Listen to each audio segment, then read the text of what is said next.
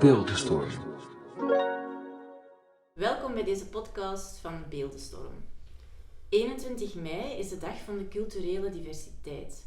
En daar wilden we graag eventjes over van gedachten wisselen met de mensen die hier bij Beeldenstorm werken. En we wilden eigenlijk gewoon eens zien van hoe ervaart iedereen dat.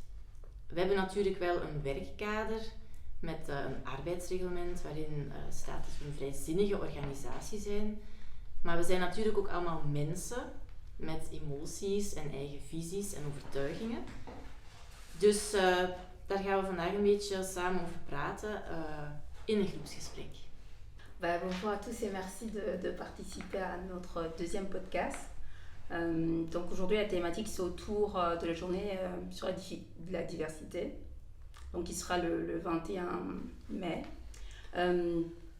Donc c'est la diversité dans un cadre professionnel. Donc l'idée pour nous c'est comment construire le vivre ensemble de manière pratique, c'est-à-dire dans un lieu de travail, lorsqu'on a la chance d'avoir différents profils, des gens qui viennent d'origines différentes, et essayer de comprendre un peu comment on s'adapte, c'est-à-dire au-delà d'une adaptation par rapport à une charte ou un règlement intérieur de travail, mais plutôt en tant qu'être humain par rapport aux valeurs ou l'éducation des uns et des autres, comment finalement on s'ouvre à l'autre, on découvre et parfois on vient aussi avec des préjugés par rapport au background qu'on a, donc c'est un peu une discussion libre, donc sentez-vous libre de vous exprimer. Donc il y aura les deux facilitatrices, Anne et Nativelle. Ici donc on a Beeldenstorm, un centre culturel, et les intervenants sont des employés de Beeldenstorm. Sentez-vous libre de vous exprimer aussi dans la langue que vous voulez, que ce soit néerlandais, français ou anglais. Voilà. We zullen beginnen met de eerste vraag. Waar kom je vandaan? Est-ce que chacun peut déjà se présenter, son prénom, et puis savoir où il est né, ses origines? Hallo, ik ben Isara en ik ben geboren in Antwerpen. Ik woon daar nog steeds, dus ik ben gewoon helemaal Belg. Hello, I'm Monica and I'm coming from the Baltic states. I'm coming from Lithuania, although I left my country 9 years ago. Then I came to Belgium. Then I moved to Germany, to Switzerland, America, and then I'm back in Belgium. Bonjour, je m'appelle Ouda, je suis belge d'origine marocaine. Je suis née au Maroc et j'ai grandi ici à Bruxelles. Moi c'est Lionel, je suis né dans le Hainaut, en Wallonie, et j'ai grandi en Ardennes, belge. Bonjour, moi c'est Nativelle, je suis née au Gabon, je suis venue vivre en Belgique à l'âge de 14 ans, donc voilà, je suis belge d'origine gabonaise. En ik ben Anne en ik ben geboren in Limburg en ik woon al 16 jaar in Brussel, dus ik ben ook gewoon Belg. Bonjour, je suis Pierre, je suis né à Halle et je suis d'origine tchadienne. Hallo, ik ben Kevin. Ik ben in België geboren, in Wallonië, Outigny, Louvain-la-Neuve. En momenteel woon ik hier in Aalst. Bonjour, je m'appelle Hamed, je suis né en Côte d'Ivoire et je suis apatride reconnu. En onze tweede vraag is eigenlijk, hoe is het eigenlijk voor jullie om in deze multiculturele omgeving te werken? En heb je iets moeten aanpassen aan je manier van zijn of door hier te werken? Alors, première question, la deuxième question, ce sera autour de, finalement, de manière pratique, comment c'est de travailler en milieu multiculturel au-delà des concepts de diversité ou autres. C'est, comment la personne, comment vous êtes adapté par rapport à votre manière d'être. Si oui ou non, vous avez dû vous adapter. Ik werk sowieso graag in multiculturele plaatsen. Ik heb ook altijd ik heb mijn stage gedaan in een heel internationaal bedrijf, dus ik heb dat ook altijd wel opgezocht. Omdat ik vind dat dat gewoon een meerwaarde geeft als je andere invloeden kunt verwerken in je bedrijf, in wat je doet. Ik vind vooral dat dat zorgt dat je een beetje geforceerd wordt om uit je echo chamber te stappen en te luisteren naar andere manieren van zaken te bekijken en van zaken te doen. Hoewel dat ik niet voel dat ik in deze context hier mij veel heb moeten aanpassen, vind ik het wel sowieso interessant om andere mensen hun kijk op zaken te leren en ja, dan ook mijn eigen visie op andere zaken te geven. Ja. Dus ik vind die dialoog gewoon heel leuk. Ja, oké. Is er nog iemand die daar iets op wil zeggen? Est-ce qu'il y a encore quelqu'un d'autre qui a quelque chose à ajouter ou à répondre? Pour moi, en fait, quand on accepte la différence de l'autre, on peut s'intégrer facilement en fait, dans un milieu socio-culturel. Donc, normalement, une fois qu'on est intégré, donc il n'y a pas de problème et on le vit super bien. Donc c'était pas difficile pour Du toi? tout, non, du tout. Donc voilà, c'est ça. Il faut accepter la différence de l'autre pour éviter du racisme, pour éviter plein de choses. Donc, c'est facile. Une fois qu'on a ce principe-là, qu'on fait un départ de ce principe-là, c'est accepter en fait. Après, ça pourrait aller facilement. En fait, nous, c'est vraiment, au-delà de ça, c'est vraiment sur le quotidien aussi. Il y a aussi une question sur la quotidienneté, parce que on passe quand même 8 heures de temps ensemble, tu vois. Il y a l'acceptation de l'autre de manière extérieure, sur des temps assez limités, mais c'est sur le long terme. C'est quand même... c'est une question d'habitude aussi. Voilà, c'est une question d'habitude. Une fois qu'on est habitué en fait avec les personnels et avec des collègues, différentes cultures, donc ça y est, on ne sent plus la différence, on sent plus que voilà, il y a un Africain, il y a un Belge, il y a un Marocain ou d'autres origines. Je trouve que c'est super de travailler dans un milieu multiculturel.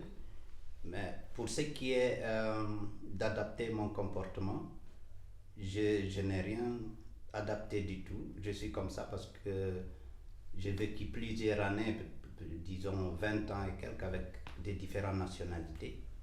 Donc voilà. Où ça? Où tu as vécu En Hollande, en Belgique, avec des étrangers, parce qu'on passe par des centres parfois pour... voilà. Et puis... je suis toujours dans un endroit où on parle beaucoup de langues. Je ne suis pas allé spécialement, par exemple, disons, à Ostende, où on parle presque que le néerlandais, le flamand, quoi. Donc, voilà. Quelqu'un veut encore ajouter quelque chose? Of gaan we naar de volgende vraag? Oké. Wat zijn volgens jullie de voor- en de nadelen van in een multiculturele omgeving te werken? Bon, il avait déjà amorcé, Ahmed avait déjà amorcé la question, c'est de manière concrète.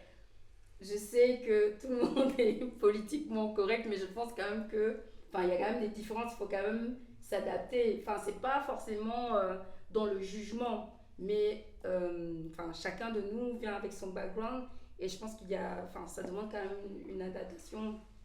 C'est plus ces choses-là qu'on aimerait partager. Justement, partager notre modèle de United Color.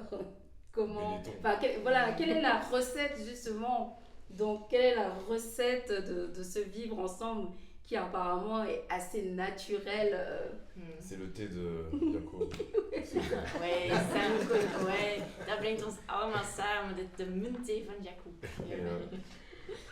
Maar ik kan misschien wel even daar iets op zeggen, Nat. Iets waarvoor ik mij wel een beetje schaam, maar ik wil dat wel gerust vertellen. Allee, maar vorige keer kwam, of ja, nu soms nog, merk ik, of heb ik al een paar keer gedacht, van, kan ik wel kleren dragen met een decolleté of zo, want ik wil niemand ongemakkelijk maken. En ik weet dat in sommige tradities of religies dat een beetje moeilijk ligt soms, of dat een beetje onbeleefd is. Dus voelde ik mij soms wel wat geremd van, kan ik dat nu aandoen of kan ik dat nu niet aandoen? Moi personnellement, je connaissais pas du tout le milieu néerlandophone parce que j'ai vécu à Bruxelles, mais moi je suis arrivée à l'âge de 14 ans et j'ai toujours été en milieu francophone. Donc, quand on m'a proposé de venir travailler là, déjà ma première appréhension c'était par rapport à la langue, vu que je sais pas parler néerlandais. Et puis après, j'avais aussi pas mal de préjugés, de mauvaises expériences que j'avais eues, notamment des expériences de racisme. Et du coup, c'était un peu une peur pour moi de venir parce que je parlais pas néerlandais et que j'avais eu certaines expériences, notamment, je sais plus, j'étais allée à Blankenberg ou un truc comme ça, et c'est vrai que ça m'a donné une peur. Voilà, j'avais des appréhensions par rapport à ça, quoi. Donc, et puis oui, je connaissais pas aussi, je connaissais pas la culture. Donc il y avait aussi ce côté, par exemple, par rapport à l'heure, bon, ou une seconde, c'est une seconde, bon. En tout cas, quand je travaillais en milieu francophone, je crois que c'était un peu plus flex au niveau des heures. Donc voilà, pour moi, en venant ici, je me sentais pas à l'aise. Parce que aussi, d'être tout le temps dans certains milieux, notamment le milieu francophone, parce que moi j'avoue quand même que Bruxelles n'est pas très mélangé. Il y a un fort clivage, que ce soit au niveau des écoles ou même des activités, que ce soit culturelles et autres. C'est toujours, soit on est chez les francophones, soit on est chez les néerlandophones, quoi. Donc il n'y a pas un brassage en tant que tel. Donc pour moi, venir travailler ici, c'était comme de venir travailler dans un autre pays, quoi. Et pourtant, je suis à Bruxelles.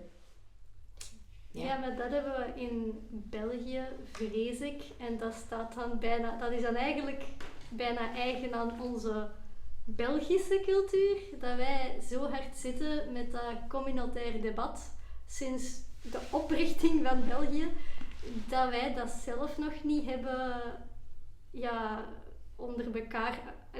Uitvechten is een heel slecht woord, maar dat wij dat onder elkaar nog niet goed hebben gekregen, dat het inderdaad, dat ik mij kan voorstellen dat als je daar dan zelfs nog van een andere cultuur, die dat daar niks mee te maken heeft, als je daar dan inderdaad nog eens binnenkomt, dat communautair debat echt wel een beetje een heel raar gegeven is. Zelfs vrienden van mij in Amerika, die hebben echt zoiets van een Nederland, echt gewoon totaal andere talen in één land. Hoe kunnen jullie vreedzaam samenleven? Les avantages et possibilités de découvrir certaines choses que l'on ne savait pas et peut-être en tirer des choses positives. Et les inconvénients? Les inconvénients, je n'ai pas eu l'occasion de rencontrer d'inconvénients pour l'instant parce que je suis nouveau ici. Réaction des autres? Ouais, c'est intéressant parce que plusieurs visions peuvent coexister et donc ça donne plusieurs manières de voir les choses et c'est toujours une richesse. Et cependant, il faut quand même faire attention si certaines personnes ont une vision. Si à partir de deux personnes qui ont deux visions qui sont assez limitées, ça peut créer beaucoup de conflits permanents entre ces deux entités-là, quoi. Et tu as ressenti ça ici déjà? Oui, j'ai ressenti ça ici, mais c'était pas moi. J'étais pas dedans, j'étais spectateur. Ah oui. Et comment ça s'est résolu? Par un câlin. Et le thé de Jacob. Et ouais, le thé de Yacoub, Ouais. sûrement, ouais. Ça a dû aider. L'ingrédient secret. Ouais.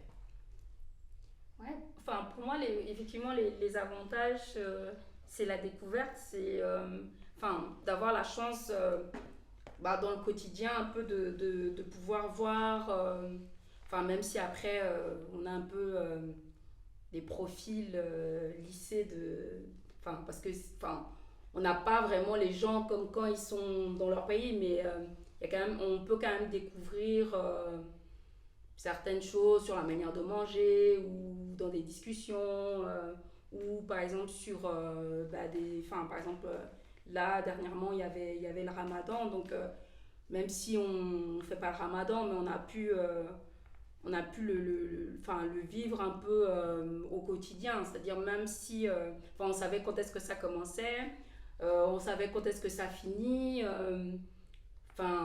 c'était une manière, plus que de le voir de manière extérieure, on a pu le vivre de manière intérieure. Et puis ça pose aussi des questions par rapport à soi-même. Par exemple, si on est en train de manger et qu'on pense à l'autre qui ne mange pas, donc ça permet aussi d'avoir une autre vision en étant en contact avec des gens qui pratiquent, qui ont d'autres pratiques, quoi. Dans les inconvénients, je pense que c'est surtout de pouvoir un peu comprendre les codes des autres, quoi.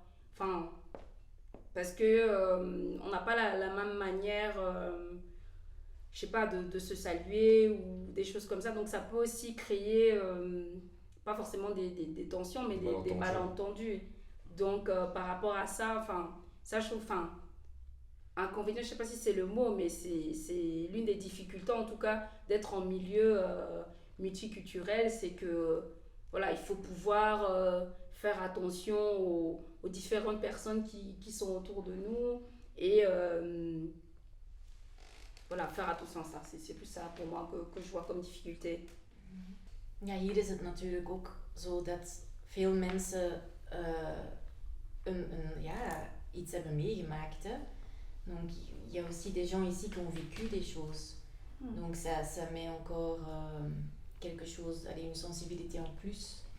Ouais, en fait le tout c'est lorsqu'il y a interaction dès le départ, c'est de voir un peu que quand chacun impose un peu ses limites et que l'autre comprend, par la suite après il n'y a pas de problème. C'est juste le premier pas, des fois ça peut être maladroit comme tu as dit, malentendu, maladroit, mais très vite tant que le message est passé, que non, moi c'est comme ça que ça se passe, tout ça, par la suite normalement ça doit rouler, quoi. Ja, communicatie is heel belangrijk, inderdaad. En ja, dan kom ik toch weer, sorry Nat, even terug op mijn vraag van hoe communiceren met zoveel verschillende talen. Met Google? Met Google Translate. Dat is een optie, hè? Oui, comment communiquer lorsqu'il y a plusieurs langues par exemple, moi quand je vais à l'atelier de couture, donc je communique avec Yacoub qui parle soit néerlandais ou arabe, donc je ne parle ni l'un ni l'autre. Du coup, on essaye de faire beaucoup de signes. Heureusement que la couture c'est quelque chose de pratique.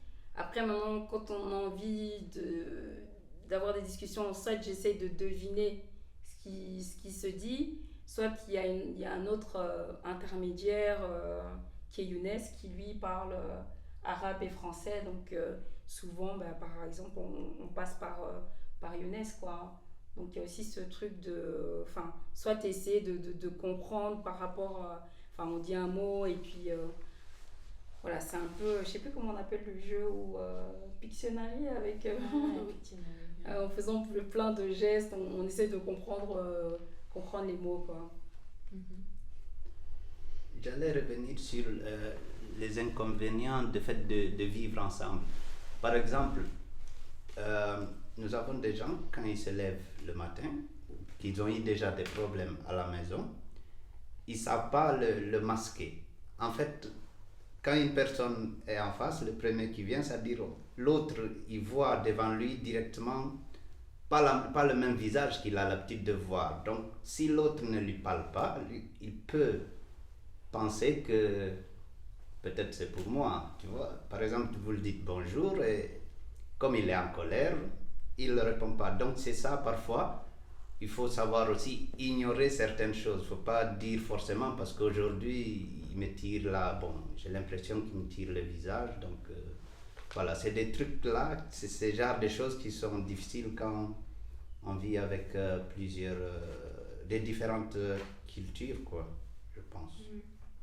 Je suis vachement d'accord avec ce que tu viens de dire et d'autant plus que selon les cultures aussi, il y a la gestion des émotions qui peut être vachement différente. Et ça, pour le coup, c'est pas, il n'y a pas de mode d'emploi. Du coup, c'est vrai que travailler en milieu multiculturel, c'est peut-être là où c'est un des points les plus sensibles parce que tu nages un peu, tu navigues à vue avec l'autre et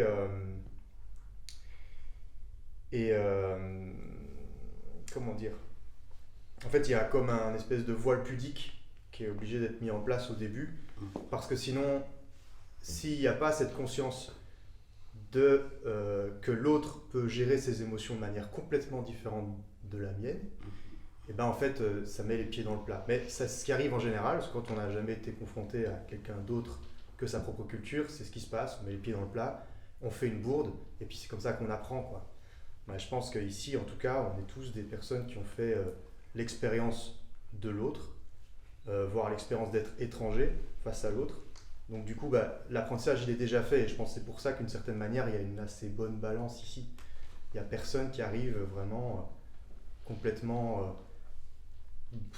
allez, comment dire, ignorant qu'une autre culture que la sienne puisse exister. Donc voilà, ça pourrait être la grande difficulté de la multiculturalité, mais ça implique que n'importe quel milieu multiculturel devient un voyage pour une personne qui n'est jamais en soi sortie de chez lui. Donc ça, c'est aussi l'avantage pour le coup.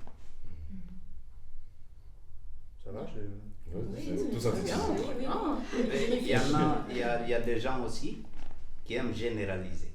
Et c'est ça qui crée le problème quand on parle de multiculturel ou tout ça.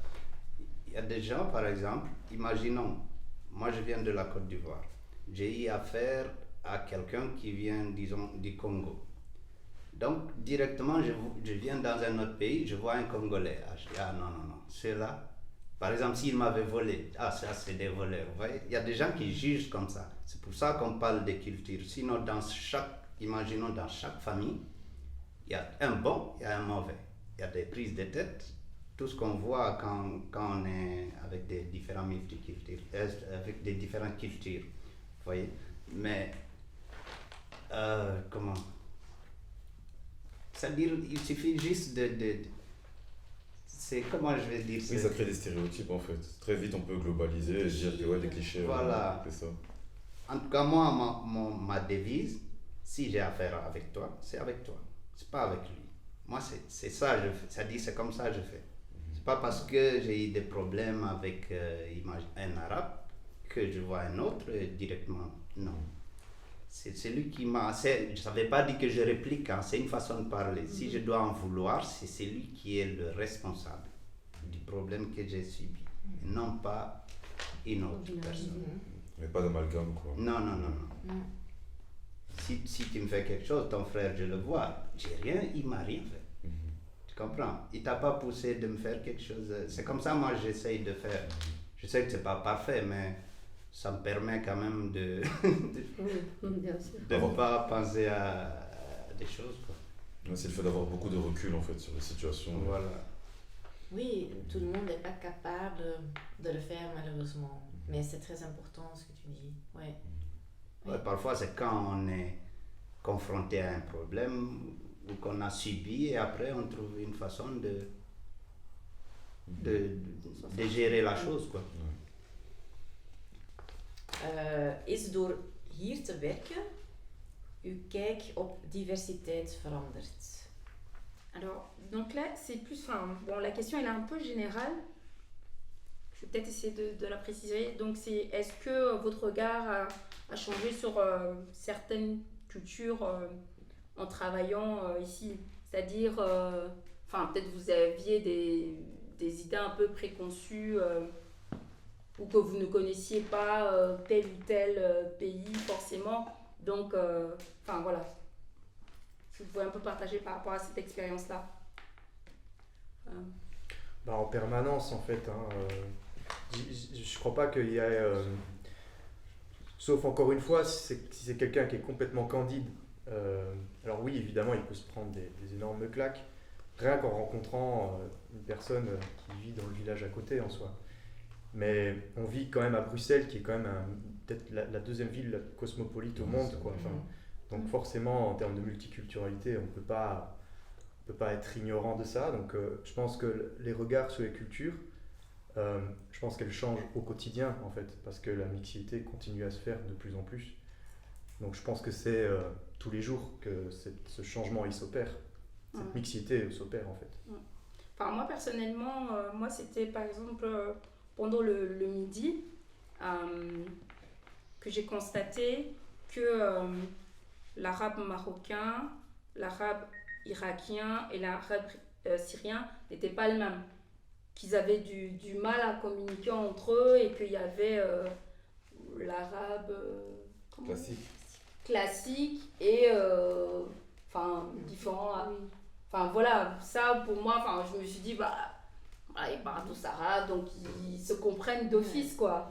Donc je savais pas qu'ils pouvaient avoir cette subtilité-là. Donc, bon, c'est vrai, Bruxelles est cosmopolite, j'ai l'habitude j'ai l'habitude de la multiculturalité, mais il y a aussi une question de sur le quotidien, certaines pratiques quand même, lorsque on est là, on travaille et qu'on vit avec les gens, tu passes le midi avec, t'apprends quand même, moi personnellement, j'ai appris quand même plus, quoi. Donc là, quand même, je sais quand même faire un peu plus de différence. Par exemple, j'avais jamais rencontré de Syriens et d'Irakiens. J'avais plus les infos par rapport à la télé, etc. Donc, la rencontre avec eux, voilà, un peu plus connaître un peu sur, par exemple, leur montrer un peu les danses qui se passent là-bas, les différentes régions. Là, quand même, sur des choses, même si je sais que Bruxelles est cosmopolite, là, quand même, je me dis, j'apprends quelque chose, je découvre quelque chose, quoi. Donc, c'est plus sur ça, sur le truc de quotidienneté, plus que de se dire que, je découvre pas qu'il y a des Irakiens ou des Syriens. Je sais très bien qu'ils sont à Bruxelles, mais de pouvoir travailler avec, directement quand même, je pense que j'aurais quand même un autre rapport maintenant. J'aurais quand même la subtilité je saurais qu'il y a l'arabe classique et que tout le monde se comprend pas, quoi. Sur des choses comme ça, je me dis, si j'avais pas été là, j'aurais pas eu forcément cette subtilité-là. Oui. Dat heb ik eigenlijk, daarbij aansluitend zeer hard. Tot mijn eerlijke schaamte moet ik toegeven dat ik, als ik op tv en zo de Arabische wereld genoemd hoor, zoals ik al aanhaalde, ik ben opgegroeid in Antwerpen. Daar is de Marokkaanse gemeenschap zeer sterk vertegenwoordigd. En met dan te horen Arabische wereld denk ik altijd bijna onmiddellijk aan de Noord-Afrikaanse cultuur. Terwijl dat die Midden-Oosterse cultuur eigenlijk iets helemaal compleet anders is. En nu inderdaad met dan die culturen hier ook te hebben, dat mij opvalt dat dat bijna meer aansluit bij wat wij denken de Indische en Oosterse cultuur dan die Noord-Afrikaanse cultuur. Maar als je dat dan hoort op nieuws of zo, ja, dan is dat toch waar dat je brein direct naartoe gaat. Dus dat is eigenlijk inderdaad heel confronterend geweest ook al. Van, wacht, eigenlijk is wij denken van, dat zoiets zal zeggen van, Europa, ja, weet je. Er zijn zoveel verschillende, inderdaad, culturen die dat dan zomaar onder die noemer worden gezet, dat je daar soms inderdaad niet mee geconfronteerd wordt. Dat Ja. dat eigenlijk compleet anders is. Dat is eigenlijk ook iets dat mij is opgevallen door hier te werken. Dat hij eigenlijk door... als je naar het nieuws kijkt, het Nederlandstalige nieuws dan, hier in België, je krijgt maar één kant mee eigenlijk. Ze proberen natuurlijk wel zoveel mogelijk kanten te laten zien, maar toch zie ik nu in dat er de echte essentie van iets, dat krijg je niet te horen, dat weet je niet. Het is nu door met bijvoorbeeld mensen uit Irak samen te werken, dat ik nu pas begrijp hoe erg het daar is, hoe corrupt dat regime is. En terwijl ik het daarvoor, in het algemeen dacht ik dat wel, door wat ik op het nieuws hoorde, maar zo echt die voorbeelden en om dat echt zo van binnenuit te horen, daar heb ik enorm veel bij geleerd. Je reviens sur ce que Nathalie a dit concernant différentes langues, etc. Donc moi je suis responsable de l'atelier couture, donc j'ai des femmes qui viennent qui parlent arabe, il y en a qui parlent juste le rif, et par exemple Yacoub, le responsable de couture en fait, le couturier, il parle que néerlandais. Et moi je parle français, mais je parlais pas l'irakien en fait. Quand je parle le dialecte, l'arabe dialecte, ils ne comprenaient pas vraiment ce que je disais. Et pour moi, je pensais que le syrien c'était la même chose que l'irakien et ainsi de suite. Et le libanais, parce qu'en fait ça ressemble. Mais après, quand j'ai commencé à parler, des fois je cherchais des mots classiques. Donc même toi, tu ne savais pas? Voilà, je sais qu'il y avait des mots qui changent, mais pas autant quoi. Et donc, au fur et à mesure, j'ai constaté que je parle syrien le mélange syrien et irakien couramment, quoi, facilement. Et donc, au lieu que, par exemple, Yacoub et le reste qui me parlent en arabe classique, ou alors au moins me comprendre en arabe, dialecte, c'est moi qui parle avec eux, je veux dire, le syrien, irakien, il y a des mots, écoutez, moi je parle un mélange, mais je ne sais pas les mots en fait appartiennent à qui exactement. Est-ce que ça appartient à irakien ou mais voilà du moment entre eux ils se comprennent facilement parce que ça ressemble beaucoup, mais vraiment je veux dire j'essaie de chercher est-ce que ça se dit en irakien ou syrien, mais bon je le dis et puis voilà et on se comprend comme elle a dit Nathalie, on a appris en fait. Yacoub il a appris des mots en arabe, enfin je veux dire le dialecte marocain et avec les personnes qui viennent faire la couture, en fait on retient et on apprend en fait des mots à gauche et à droite et puis voilà. Franchement il y a une bonne entente et voilà, ça passe facilement. Ça me fait penser aussi, I'm going to say it in English, maybe passions unite people. So if you have a joint passion, then maybe it's not so important if you don't speak the language very well. You just make something together. And then I have to think about you, Monica, as a pianist, a musician. You work with a lot of different nationalities and cultures as well. And how is it for you to work here at Beeldestorm and is just music the language, or is it very like a cliche? Well, it's a bloody cliche, but it's true. I mean, it's true. No, I love it here, but I always had a lot of interest in multicultures, and in different surroundings, because also the country I'm coming from is very monothematic. In Lithuania, we have no diversity. It's maximum, it's like Lithuanians, then Slavic people, so it's Polish, Russian, Ukrainians, that's maximum. So we have no diversity. So when I came to Belgium, it's like, wow, it's like a pot of everything. And for me, it's actually very interesting because you see that you have some sort of cliches in your head, like how life should be, what you should do, different stereotypes. And then you see that there are people coming from different places in the world who have completely different cliches in their head how life should be, and then you end up in a compromise with yourself that actually there's no way. It's like there's no correct way, no wrong way. It's just like life is so colorful. There are so many ways, and I adore that really, and I adore seeing people different, with different opinions, with different cultures, different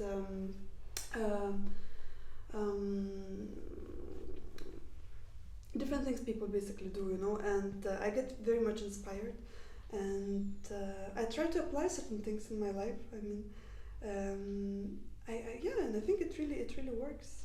I really like it.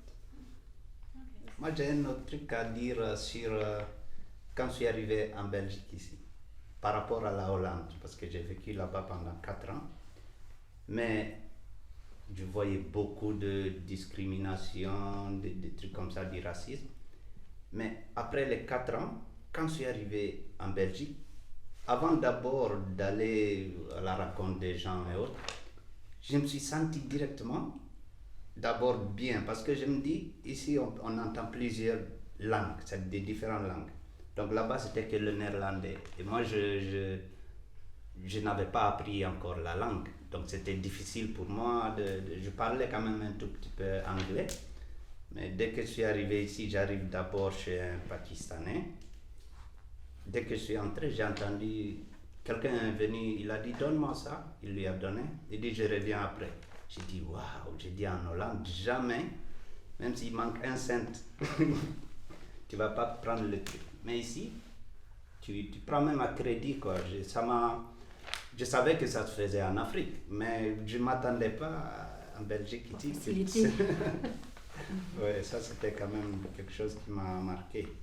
Je me suis senti bien, je n'étais plus là à me tracasser avec la langue, donc parfois j'apprenais, des cours par correspondance, tout ça, mais je ne me focalisais pas uniquement sur la langue, donc du coup, on parlait des trucs de la rue, on apprenait, vous voyez quoi, c'est comme quand quelqu'un parle arabe, moi je ne parle pas arabe, mais il y a des mots, quand il le dit, je sais que ça veut dire ça, donc c'est comme ça.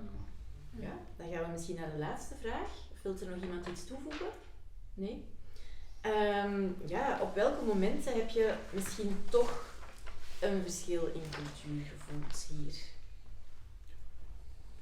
Bon, notre débat touche bientôt à sa fin. On va avoir une dernière question qui est plus sur une anecdote. C'est-à-dire, même si la facilité, quand même, il y a un moment dans le quotidien où vous avez senti une différence culturelle. C'est le moment, c'est le temps du midi, quand on voit les différentes repas de chacun en fait. Oui.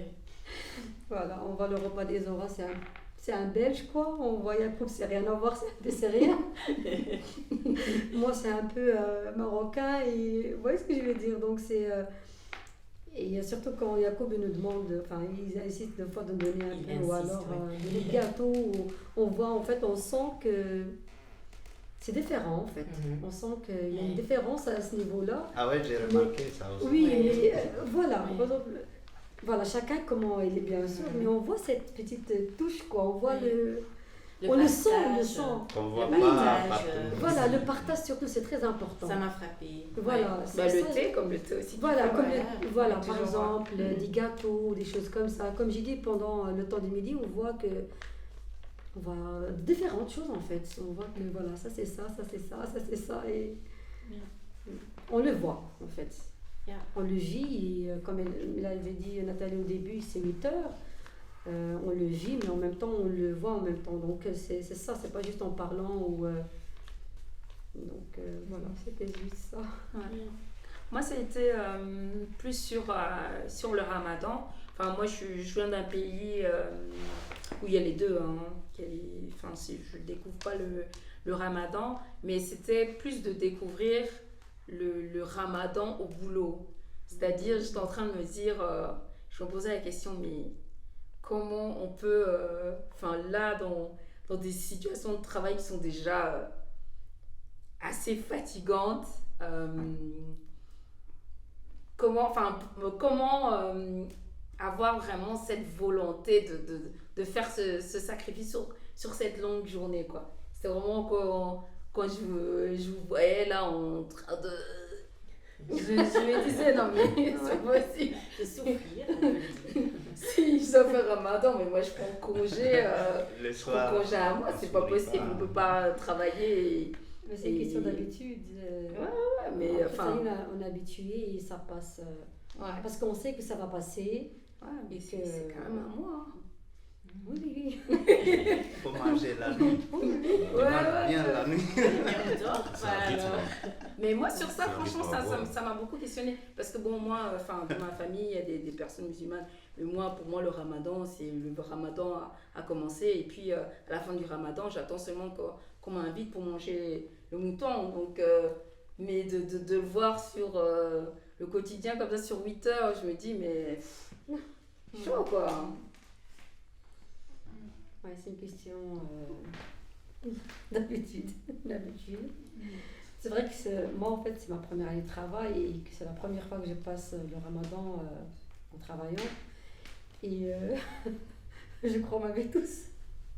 Vous avez tous remarqué que je me plains en fait. C'était juste, c'était la fatigue. J'étais impatiente que ça passe. Bon, en même temps, ça faisait du bien. Mais après, en fait, le ramadan, je me suis dit, oh là là, ça s'est passé. J'ai senti en fait que c'était long. Ça s'est passé, mais je me suis dit, oh non, mais j'étais bien dans mon corps, quoi. J'étais bien, je me sentais bien dans mon corps en fait. Mais voilà, c'est une. Ça n'avait pas l'air, en tout cas. Tu ne Oui, donnais hein. pas l'impression. Mais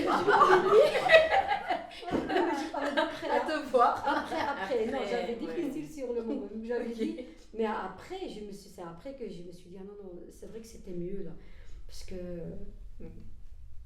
on mange vraiment de trop. Et une fois qu'on arrête à un moment donné de manger, on se rend compte vraiment tout ce qu'on mangeait et à telle quantité, etc. C'est vrai que, comme j'avais dit, au début, c'était, enfin, surtout le long du mois, c'était vraiment difficile. Surtout pendant le temps de midi, je vous voyais tous vraiment. Ouais. Donc voilà. Mais c'est comme ça et voilà, ça passe. Ouais. On se sentait un peu mal à l'aise de manger. Non, mais en fait, voilà, oui, voilà, Ouais. Anne, tu me l'avais dit plusieurs fois, mais c'est une question d'habitude. En fait, on est habitué, voilà, on revient encore sur le point de. On vit dans un milieu vraiment multiculturel et ça y est, on est habitué. On sort dehors, par exemple, juste au coin, il y a un snack, et il y a des cafés, il y a des boulangeries, etc. Donc, ça y est, on est habitué, c'est une habitude. Voilà. Kevin aura le mot de fin. Et, Ah, ok. Ouais. Je sais pas trop quoi dire, quoi, du coup.